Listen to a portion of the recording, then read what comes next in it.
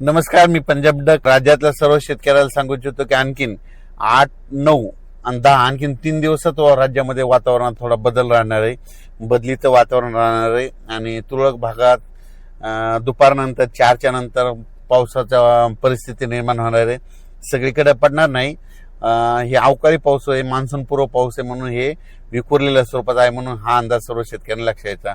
मग हे त्याच्यामध्ये नांदेड जिल्हा झालं, विदर्भामध्ये काय विदर्भ, पूर्व विदर्भ, पश्चिम विदर्भ, 5-11 जिल्ह्यामध्ये वर्धा, नागपूर, भंडारा, गोंदिया, चंद्रपूर, यवतमाळ, वाशिम, हिंगोली, अमरावती, अकोला, बुलढाणा याच्यामध्ये जिल्ह्यामधून 2-4 ठिकाणी 10-20 ठिकाणी असा अवकाळी पाऊस पडणार आहे. सर्वदूर पडणार नाही, म्हणून हा अंदाज त्या विदर्भातल्या शेतकऱ्यांना लक्षात यायचा.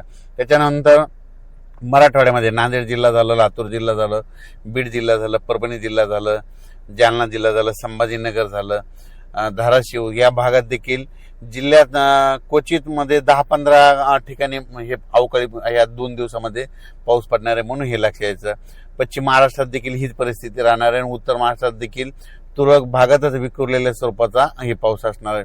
पण राज्यातल्या हळद लागवड करण्यासाठी आणि ऊस ज्यांचा वाळत आहे त्या ऊसासाठी एक आनंदाची बातमी, कारण की राज्यामध्ये 15 मे ते 20 मेच्या दरम्यान राज्यात चांगला पावसाळ्यासारखा पाऊस येणार आहे, म्हणून हा अंदाज लक्षात यायचा.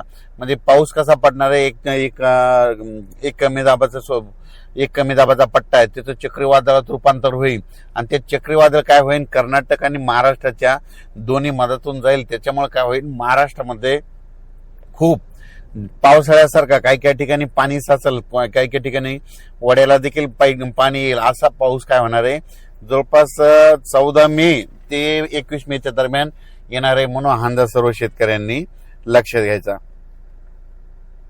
मग सांगायचं झालं तर नाही, हे पाऊस पूर्व विदर्भ, पश्चिम विदर्भ आणि त्या नेमकं पूर्व आणि पश्चिम विदर्भामध्ये शेतकऱ्याचे हळदी शिजवायले, तर त्यांना सुद्धा सांगू इच्छितो की तुम्ही काय करा, जवळपास 14 मे पर्यंत तुम्ही तुमच्या हळदी काढून झाकून ठेवा, कारण की 15 ते 20च्या दरम्यान चांगला पावसाळ्यासारखा पाऊस विदर्भात पडणार आहे, म्हणून हे लक्षात यायचं. मराठवाड्यामध्ये देखील नांदेड जिल्हा, परभणी जिल्हा, हिंगोली जिल्हा, हिंगोली, जालना जिल्हा, संभाजीनगर, बीड, धाराशिव ह्या भागात देखील चांगला पावसाळ्यासारखा पाऊस पडणार आहे आणि ऊस शेतकऱ्यासाठी हे जीवदान ठरणार आहे, म्हणून हा अंदाज त्या ऊस शेतकऱ्यांनी लक्षात यायचा.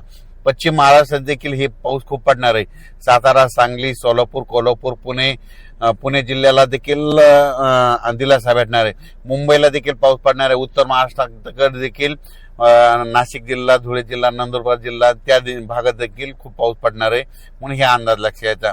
म्हणजे सांगायचं झालं तर 14 मे पासूनच काही भागामध्ये थोडी बदल व्हायला सुरुवात होईल.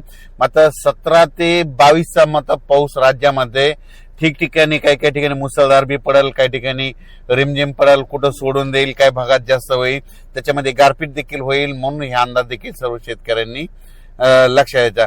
त्याच्यानंतर आता मी इकडे मुख्य तेलंगणाकडे आहे, म्हणून तुम्हाला सांगतो तेलंगणातल्या देखील खूप पाऊस पडणार आहे, म्हणून तेलंगणातल्या शेतकऱ्यांनी अंदाज लक्षात यायचा. कर्नाटककडे भागाच्या बाजूला असल्यामुळं कर्नाटकच्या देखील शेतकऱ्यांनी अंदाज लक्षात यायचा. तुमच्याकडे देखील म्हणजे जवळपास 14 मे ते 22 मेचा पाऊस कर्नाटक आणि तेलंगणा खूप पावसाळ्याच्या पेक्षा जास्त पडणार आहे, म्हणून हे अंदाज लक्षात यायचा. म्हणजे सांगायचं झालं तर कर्नाटक झालं, तेलंगणा झालं, महाराष्ट्रामध्ये जवळपास 14 मे पासून ते 22 मेच्या दरम्यान मान्सून पूर्व पाऊस चांगला पडणार आहे. आणि आजच्यानं तुम्हाला सांगू इच्छितो पाऊस कंप्लीट 30 दिवस राहिलेला आहे, म्हणून शेतकऱ्यांनी शेतीचे कामे करून घ्या.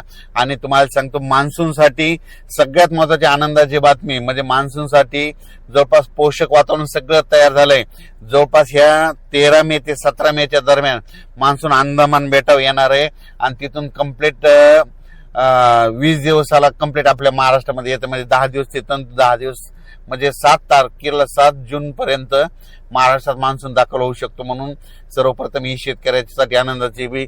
पण 14 मे ते 22 मेच्या दरम्यान राज्यामध्ये हे जे अवकाळी पाऊस येईल त्याच्यामध्ये विजाचं प्रमाण जास्त आहे, म्हणून शेतकऱ्यांनी झाडाखाली थांबू नये, नारळाच्या झाडाखाली उभं राहू नये, आंब्याच्या झाडाखाली थांबू नये, कारण की याच्यामध्ये विजाचं देखील प्रमाण जास्त आहे. आणि तुम्हाला एक सांगू इच्छितो, या राज्यात सगळ्यात महत्वाचं म्हणजे 15 मे पासून राज्यातलं सगळ्यात महत्वाचं जे उन्हाचा जे पारा वाढत गेलेला आहे त्याचं पारा कमी होणार आहे. सगळीकडला पारा 40 अंशाच्या खाली येणार आहे, म्हणून हा अंदाज लक्षायचा. आणि पारा खाली आल्याच्या नंतर राज्यामध्ये ढगाळ परिस्थिती राहील, काही काही ठिकाणी पाऊस देखील आहे. मुंबईकरांना देखील उकाड्यापासून दिलासा भेटणार आहे, पुणेकरांना देखील उकाड्यापासून दिलासा भेटणार आहे, संभाजीनगरकरांना देखील उकाड्यापासून दिलासा भेटणार आहे. सांगायचं झालं तर पूर्व विदर्भ, पश्चिम विदर्भ, दक्षिण महाराष्ट्र, उत्तर महाराष्ट्र, कोकणपट्टी, खानदेश सगळीकडे 14 मे पासून दररोज वेगवेगळ्या 2-2 दिवस वेगवेगळ्या भागात मुक्काम करत करत हे पाऊस पूर्व मोसमी पाऊस हे बरसणार आहे, म्हणून अंदाज सर्व शेतकऱ्यांनी लक्षात घ्यायचं.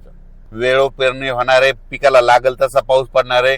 मात्र सप्टेंबर ऑक्टोबर मात्र परतीचा पाऊस मात्र राज्यात धुमाकूळ घालणार आहे, म्हणजे अतिवृष्टी होईल म्हणजे सप्टेंबर ऑक्टोबर मध्ये, म्हणून हे देखील सर्व शेतकऱ्यांनी लक्षात घ्यायचं. परतीचा पाऊस चांगला पडत असल्यामुळे रब्बी चांगलं येणार आहे.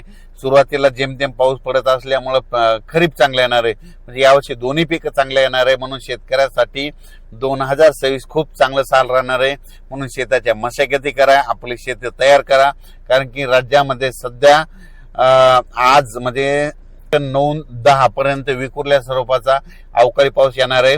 आणि 14 मे ते 22 मेच्या दरम्यान मात्र खूप राज्यात मान्सून पूर्व एक कमी दाबाचा पट्टा जात असल्यामुळे त्याचे चक्रीवादळात रूपांतर होऊन त्या ठिकाणी महाराष्ट्रात चांगला पाऊस पडेल, म्हणून हे अंदाज लक्षात घ्यायचा. धन्यवाद.